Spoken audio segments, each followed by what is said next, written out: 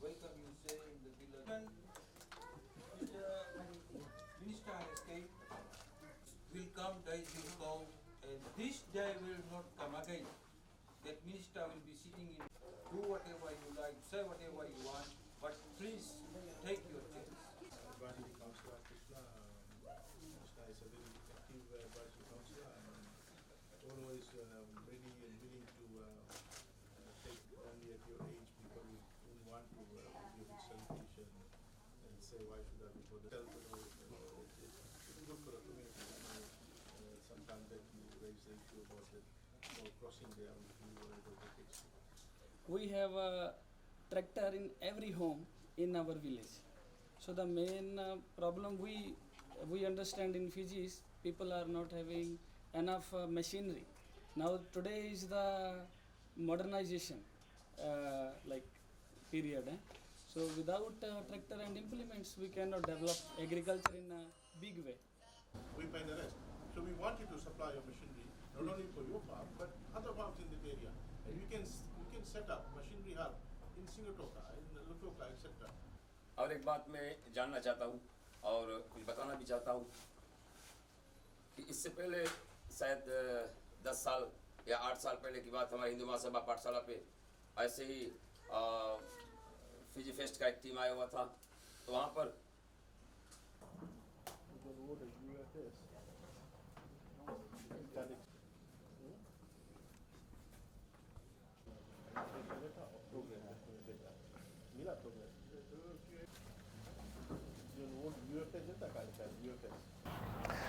Before I begin speaking on agriculture opportunities, agriculture plans, I just want to shed light on a few other important matters. Okay, first of all, I want to begin by speaking on the issue of plastic ban. I want to first of all thank the people of Fiji for the support they've given to the initiative announced by our Honorable Minister for Economy and Minister for Climate Change with regard to eliminating the use of single-use plastic bags. This level of support that we have got from business sector, from farmers, from market vendors, from ordinary consumers and household members is amazing. I can see people are feeling proud to not to use plastic bags because of its impact on the environment. And I want to thank you.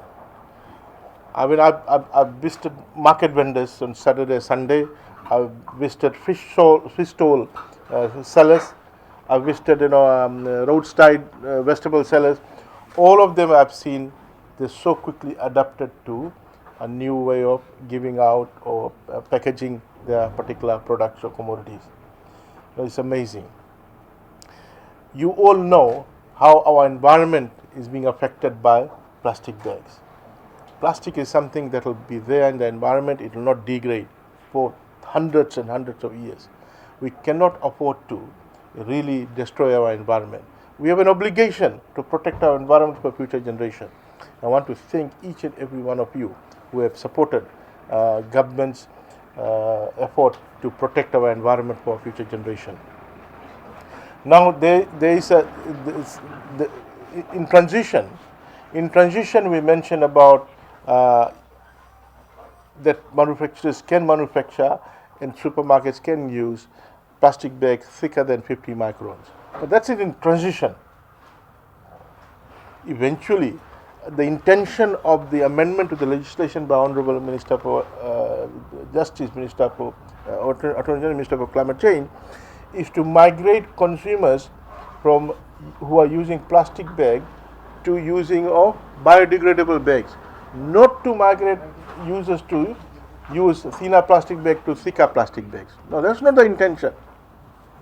Intention is to protect our environment from loading with plastic bags, right? So that's in transition. That my request to manufacturers, that you set up plants to manufacture biodegradable bags, not thicker plastic bags.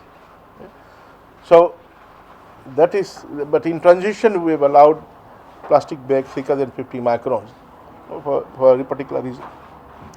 But manufacturers who want to set up their plant, they should set up plants to manufacture biodegradable bags, because biodegradable bags means when the bags get into reach our environment, it will degrade and there will be no residual impact on the environment. That's the advantage of a biodegradable bag. In degradable bag, when it degrades, there will be a residual impact on the environment. So we are saying biodegradable bags. Okay? That's the intention of the amendment of the legislation. And I must say that the level of support. Now what we have is a national movement against the use of plastic bags, which is amazing. It's amazing. So eventually, effectively what is happening is, we don't have to, someone asked me, Minister, how many offices you have got to go and check? We don't need to. It's self-regulating. People are motivated. We don't have to go and check. The other thing we don't have to check is, you don't manufacture, there will be no plastic, there will be no abuse. You just close up the tap. Simple. No more plastic, it's not manufactured, there will be no plastic here. No importation of plastic bags, there will be no plastic bags here. So why do we have to check? We don't need to.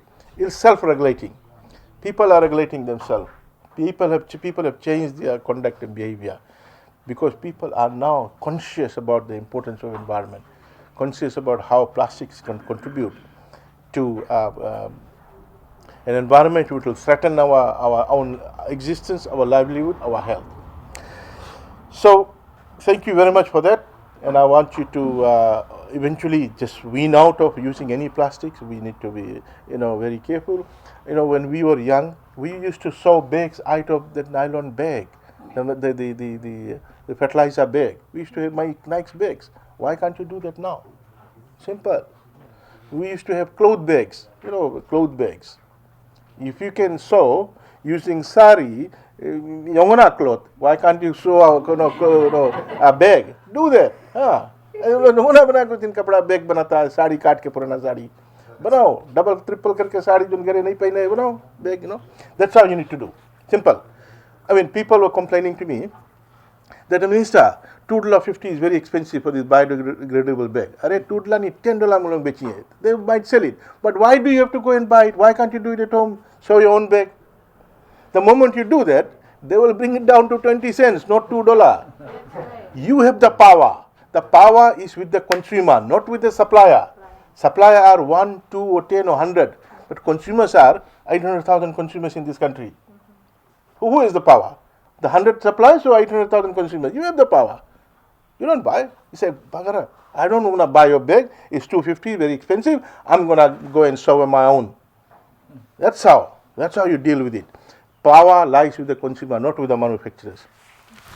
The other issue that I raised in Rekiriki yesterday was the issue of littering. Look, you need to have some self-pride. Pride for your environment, pride for your village, pride for your resources, the mangroves that you have around you. You need to protect those. You can't be just willy-nilly throwing rubbish. Now, I must say that I'm so proud of our younger generation, our children who are in school. They are so conscious. They will tell their parents, Papa, Mommy, don't throw rubbish here. They are educated. Why can't you? The littering that is happening in our country is adults who are throwing rubbish around the road, alongside the beach, alongside the mangrove. Not our children. Our children, thanks to our education system, they have got anti-litter day. They know that this litter, we can't be littering. We can't be throwing rubbish on the road. They will tell you, I've seen children telling their parents, Papa, don't throw rubbish, it's bad. Just like drugs. They're saying, Papa, that's bad drug. Smoking is not good. They're so educated, thanks to our education system. But our challenge is you. You are throwing smoke butts on the road. You're throwing rubbish on the road. You're throwing plastic bags. You're tying rubbish, your household rubbish in a plastic bag, and you throw it out of the moving vehicle. Look, you need to step up and say that this is my country, my village, my area, my community, and I'm going to protect. And you should say to others, don't throw rubbish here. Look, in 2 weeks' time, we will have part-time litter prevention officers who will go and issue you infringement notice and fine you. You don't want to get into that trouble. Please. And we don't want to. For 1 year I've been talking about this. To take some responsibility, take some ownership, have pride for our country. So please, don't do that. The third thing I want to talk about before I get into agriculture is about the ban in paraquat and imidacloprid that started on 1st of January. The amount of damage done to our environment from using of chemical is unbelievable. The amount of health risk that has been caused by paraquat is unbelievable. The number of lives lost, parents losing their children, children losing their parents, people losing their loved ones through those who have committed suicide by consuming paraquat is just unacceptable. Unacceptable. There was no protocol on who could buy and how the amount of chemical that could buy, and it has been abused and misused, and we have got homes destroyed, children have lost their loved parents, and futures have been destroyed, and that is why we have banned the use of paraquat or gromexone. Entire European Union has banned it. Samoa has banned it. The fair trade farmers are not using it if they are to be eligible for fair trade money.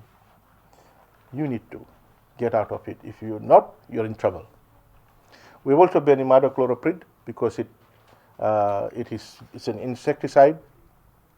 While we're promoting bee farming, bee farmers, this particular chemical goes and kills the bees. So we can't promote honey farming, bee farming. So that's why we have banned that. In addition to that, we are now reviewing the entire chemicals that's under with agriculture. I want you to make submission. Make submission, Look, just imagine. Close your eyes and say, this is a small country. We are dumping millions of liters of chemical on this country. Where is it going? It's going into the waterway there. It's going to the well water that you are consuming, the borehole water that you are consuming. It goes to our waterways and killing all the prawns and fish there. It goes to our ocean. So look, we have to take responsibility. We are causing this. We need to change our behavior. It's a problem created by us.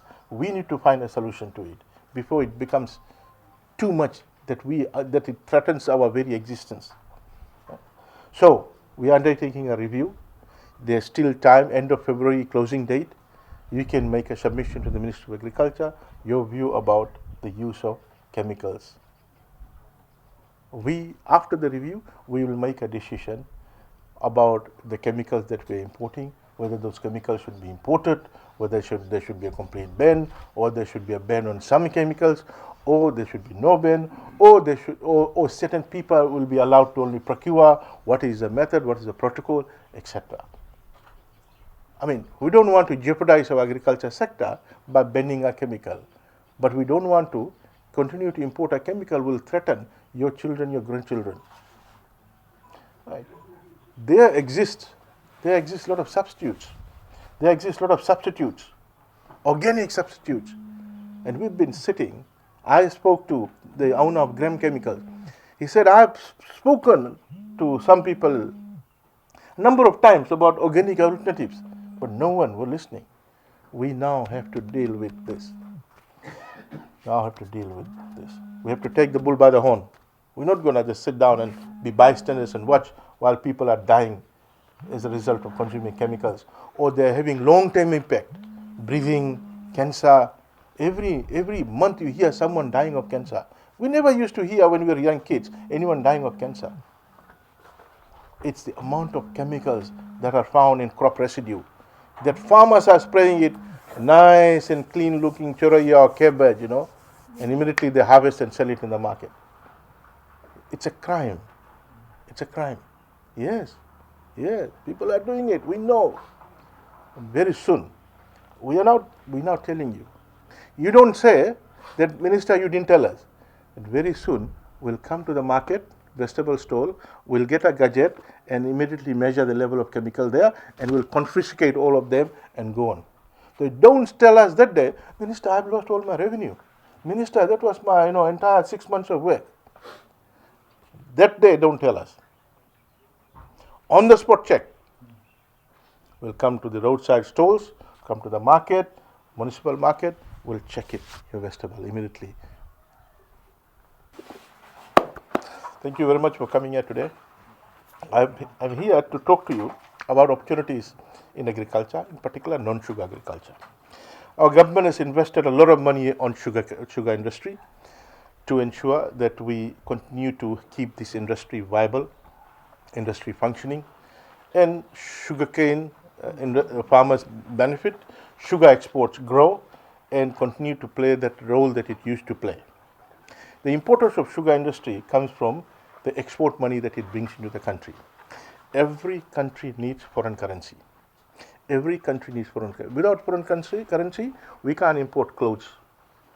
We can't import tablets, antibiotics, steel, all those kind of things. Because when you import something, let's say from America or Australia, let's say Australia, we can't use Fiji dollar to pay them. You need to pay in Australian dollars. So you raise the payment check to RBF. RBF has foreign currency. RBF will write a check to the banking system. So that's why we need to have foreign reserve build up. How do we build up foreign reserve? If you export or if you promote tourism. So the money will come, foreign currency money will come. That's why we need export. And important of sugar industry is that almost 100% of the sugar is exported. So it brings in foreign currency. So we need to support our export sector. Similarly, we can also protect our foreign reserve by reducing our imports. 99% of sheep meat lamb meat is imported. 85% of rice is imported. 60% of pulses is imported. These are some of the commodities that we are now promoting actively. We are promoting rain-fed, short-term variety, high-yielding variety, high net return rice amongst farmers in the Western Division. We will assist you in land preparation. We are now opened up to outsource ploughing and land preparation to private sector so that there's no delay from the ministry. We don't have that number of tractors, so we will get the tractor. Within 14 days that you pay $28 an hour, we'll get the tractor to your farm to plough your land. Land preparation assistance is there. We will do your drainage. We will provide market to you for the commodities that we're gonna give you now. We'll tell you what commodities to grow. We will provide the market. We will buy it of you. You don't have to worry about it. We will buy all your rice. We'll buy all your rice. Even green rice. You may have problem of drying the rice. You know, when you harvest and then you have to dry it, you may not be. So we will buy it at a lower price, not $800 a ton. We might buy it at $700 a ton. Fiji rice will go and establish dryers and they will dry it there. So you don't have to have a problem. We'll get the harvester to harvest. You don't have to worry about harvesting. You don't have people to harvest. We understand. 30, 40 years ago, there were large farm households. There were children. They used to trade labor within the village. I will do your harvesting today, my family. Tomorrow, next week, they need to harvest, you will go in. So, free exchange of labor. That's not happening now. We're promoting cassava. We will buy all your cassava. At the moment, agro-marketing is buying at 60 cents a kilo. We will buy all your cassava. But again, cassava harvest must be done on the same day, otherwise it will deteriorate. We will buy all your bongo chili, either through agro-marketing or food processors. We are establishing agro-marketing pickup points. Very soon it will be completed. We are promoting export of squash. Squash is small pumpkin. Massive demand in New Zealand. Massive demand in New Zealand, Korea and Japan. Tonga is growing and exporting about 13,000 tons of squash, pumpkin every year to this market and generating a net revenue of about 11 million Fijian dollars, 10 to 11 million Fijian dollars. Such a small country, Tonga, not a fraction of Fiji. We need to get into that. We need to get that market here. We need to take over that space. We're going to expand kava production, but not in this kind of land, not suitable. It should be there with a lot of shade in the interior. But we will be making an announcement on that later on. So, what we are saying is that we are also promoting fresh vegetables, but that's for the tourism sector, and that's for exporters are there. They're working jointly with the farmers, contracting it out. We are promoting actively pulses. This kind of land is ideal for pulses. Pigeon pea, urd, mung bean, ideal. More drought resistance. You can have double harvest of if you are planting pigeon pea, RR. We're promoting that. So what we want is that you need to put in 100%. You need to put in 100%. Now we can't entertain farmers every year. They come and ask us to give them money or grant or subsidy. That kind of agriculture is not sustainable in any country. Every year the same farmer comes and asks for a pump, a wheelbarrow, rotavator, etc. We can't sustain that kind of dependent agriculture. You have to treat agriculture, you have to treat your farm like a business, just like the shop. You have a garage. What garage you have? Tire shop. Tire shop. Tire shop and garage. Government doesn't come and buy the tire machine for you and the shop, construct the shop and the building, etc. You have to treat your farm like that. Government can build the road, the highway, do the electricity, or the public infrastructure. But that's your operating expense. We can't pick your operating expense. And I give you a simple example. We have got Chinese farmers in Suva. 40 years ago, 60%, 65% of vegetables in Suva nursery was supplied by Chekatoka Valley Road. Now about 35%. Totally opposite. Because we've got Chinese farmers there. They never come to us. Never. Not for a spade or wheelbarrow or anything. The only time we see them when we go to the market, or we see them in the bank with a bag of money trying to deposit. They don't want any wheelbarrow, any sabbal, any fork, any kudari, nothing. They don't have a 99-year lease. They don't have 100 acres of land. 5 acres, 10 acres, 5-year lease. But they are totally committed, dedicated, full time. Look, every government, any government will have a limited amount of budget. We can't be assisting the same farmer year in, year out. Every farmer should be given a leverage once. That's the model we have. In this model, I want to hear you out.